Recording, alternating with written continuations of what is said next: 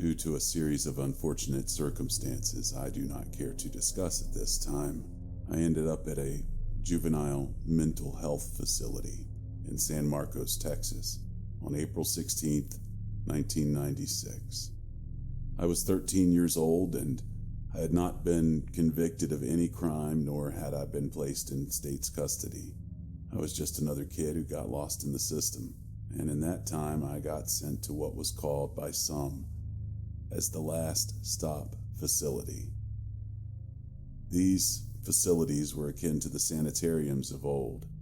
You couldn't get kicked out of them, and you wouldn't be transferred until you were deemed safe to be in public, or your sentence was up. As I said, I was never formally charged with a crime. My first several days were spent in a small building in an even smaller room. The white concrete walls surrounded a white concrete floor and a blue mat I could lay on. I received 2 meals a day that consisted of finger foods or crackers and a small cup of liquid, usually water. The door itself faced a dimly lit hallway, and at the end of that hallway was a CD player that played classical music on repeat.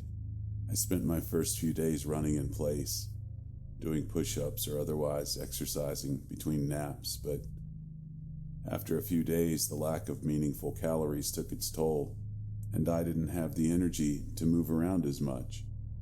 They monitored me with a security camera high above the door, where I couldn't hope to climb. Upon being released from this room, the campus security officer, or CSO, as I would come to know him, strapped me to a dolly and rolled me down the hill to the New Horizons building. I was supposed to be taken to the 2nd floor with the other violent offenders, but due to a mix-up in the paperwork, I was taken to the 3rd floor with the sexual predators. The residents were aged 13 to 20. I was the youngest and smallest person there.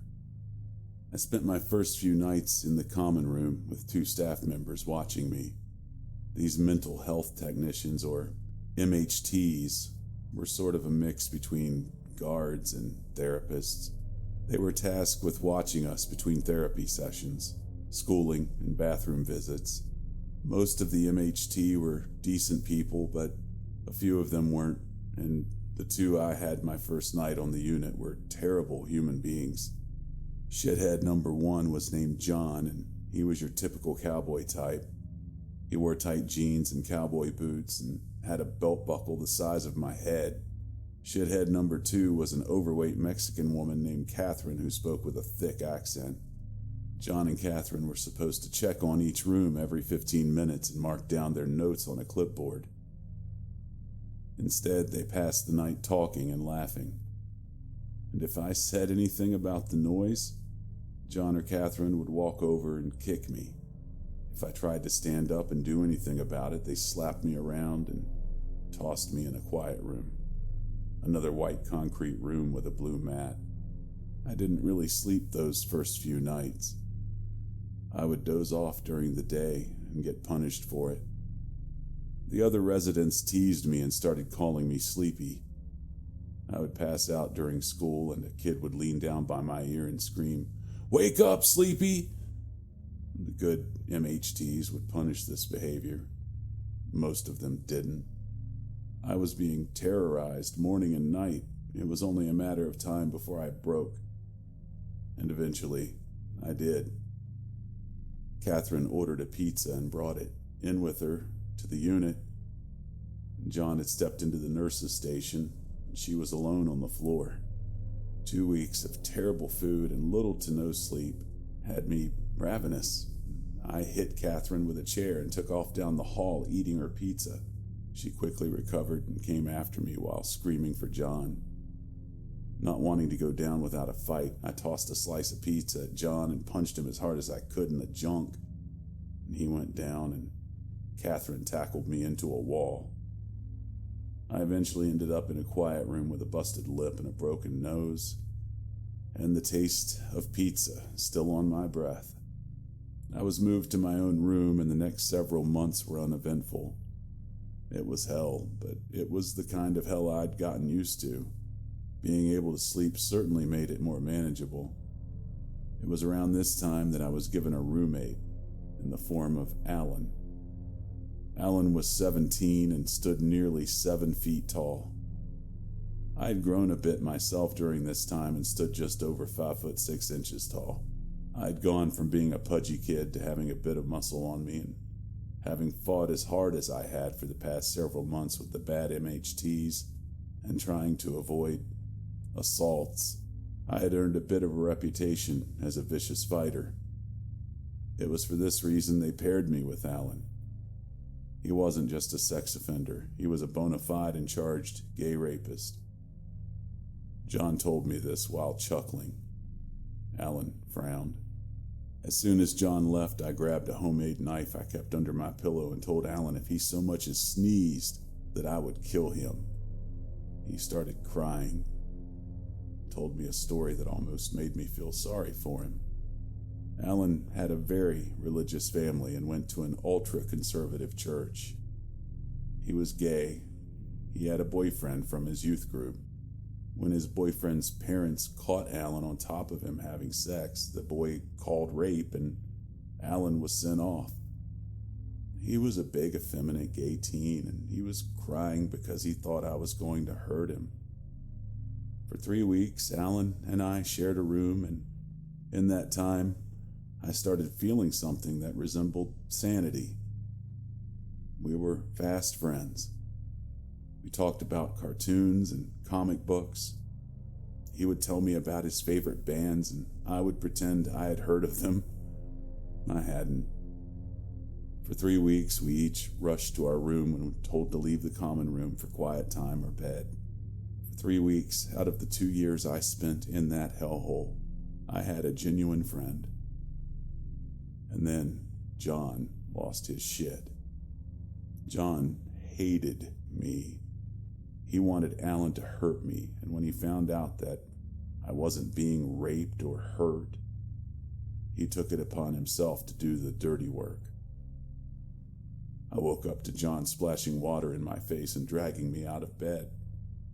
He pulled at my pants like he was trying to rip them off, and I screamed. And this woke Alan, who picked John up by the throat with one hand. And he didn't so much slam him against the painted cinder block wall as he put him halfway through it. John died instantly.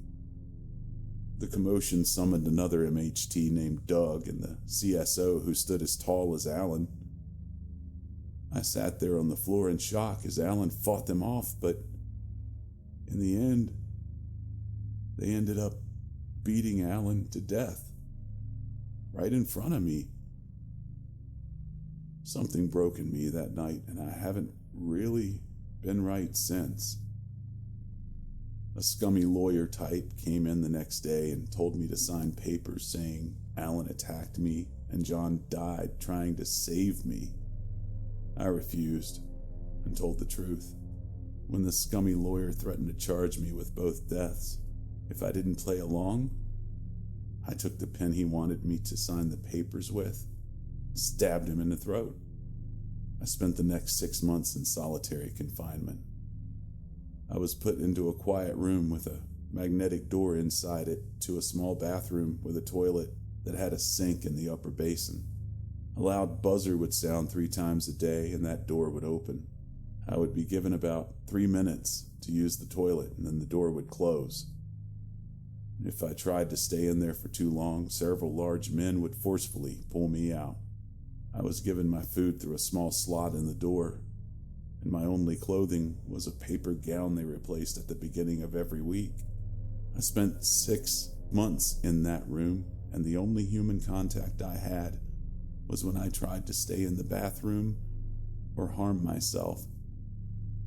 6 months.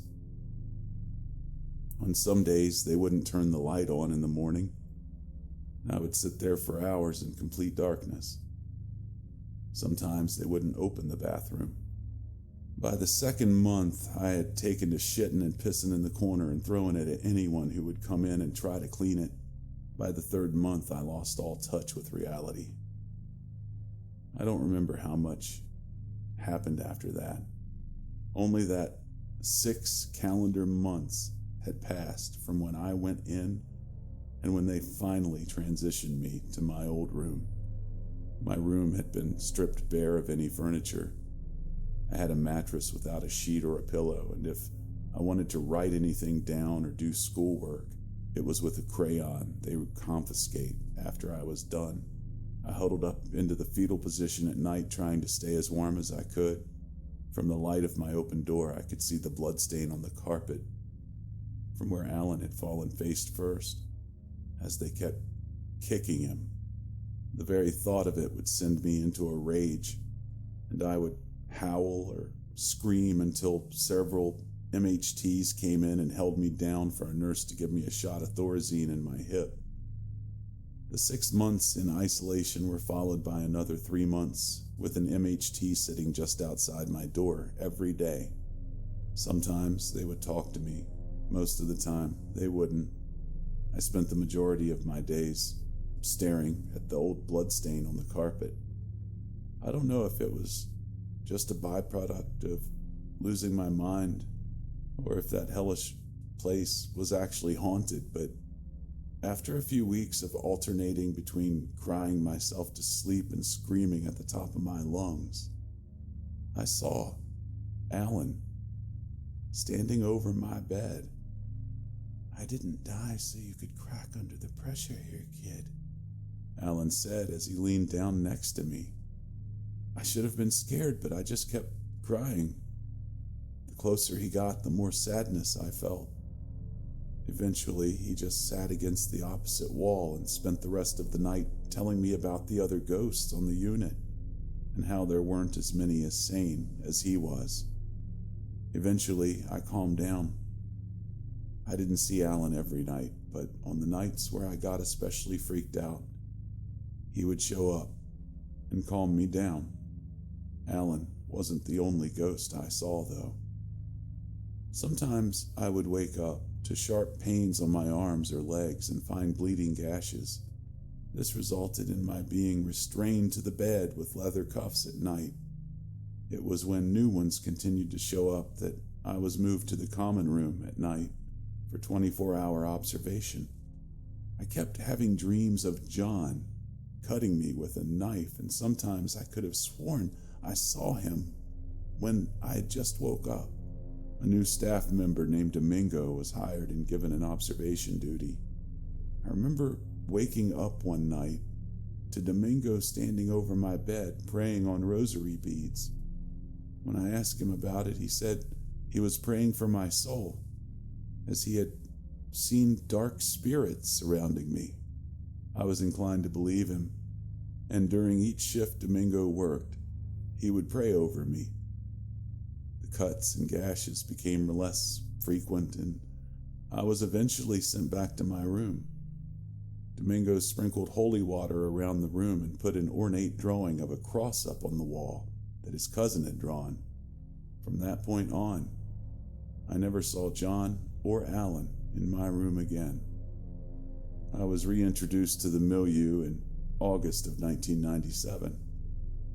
By this point, I stood nearly 6 feet tall, and I was lanky, if not almost gone. I was malnourished and almost completely non-communicative. I didn't talk. I seldom responded to questions. I would sit through the days until they just blended together. For the next 5 months, I would be visited once a day by that same scummy lawyer from before and a CSO. Each day I would be offered the option to go home if I just signed the paper, agreeing with their official story. Each day, for 5 months, I said no. It was the last week of November when I finally broke down and signed the paper. I wasn't sent home immediately. I spent another month answering questions and telling the official story for cops that came by to close up the investigation. Each time I told the story the way I'd been coached, I felt myself die a little bit more on the inside.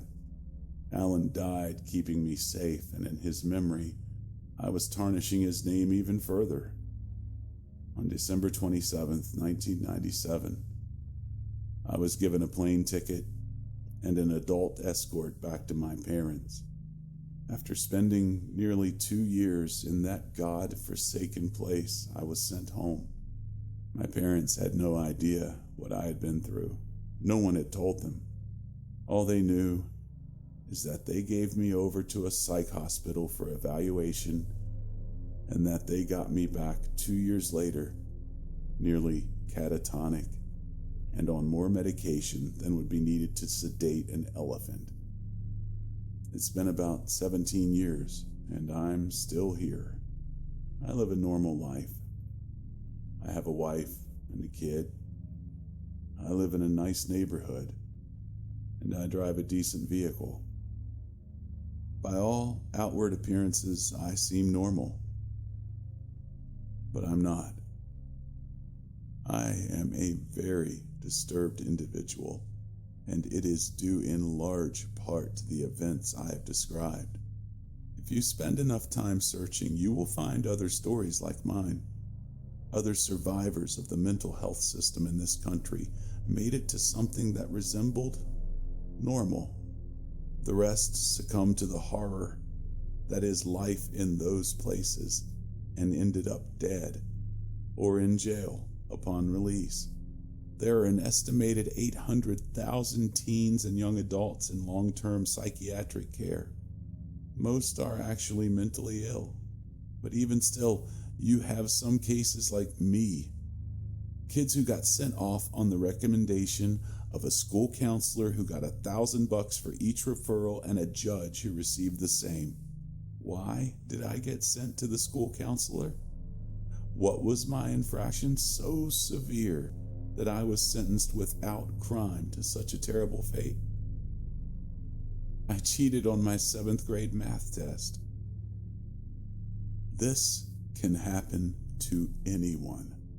All it takes is an individual filing an affidavit claiming you are a danger to yourself or others, and you'll end up in a 72-hour hold. Make the slightest mistake during that time, and you could end up long-term. It doesn't matter how sane or rational you are. These places have a way of making you into a monster.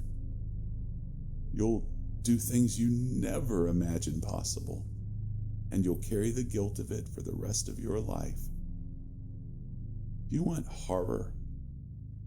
You want the kind of pants-shittingly terrifying nightmare fuel that keeps you up at night? Visit one of these mental health treatment centers. I still have nightmares about John.